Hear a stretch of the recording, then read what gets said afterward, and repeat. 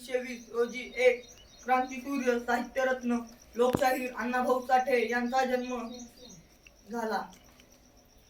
हा जन्म सातारा जिल्ह्यातील वाळवा तालुक्यातील वाटेगाव या गावी भाऊ सिद्धाजी साठे व आई वालुबाई यांच्या पोटी झाला. अण्णाभाऊंनी 35 कादंबऱ्या, 19 कथासंग्रह, 14 लोकनाट्य आणि 19 पोवाडे रचले आहेत.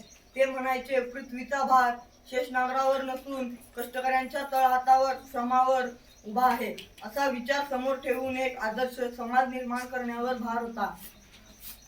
त्यांनी लिहिलेले देशभक्ती लोकनाट्य घोटाळे 1946, शेटजीचे इलेक्शन 1946, बेकायदेशीर 1947, पुढारी मिळाला 1952, लोकमंत्र्याचा दौरा इत्यादी नाटकातून समाज जागृतीचे काम केले.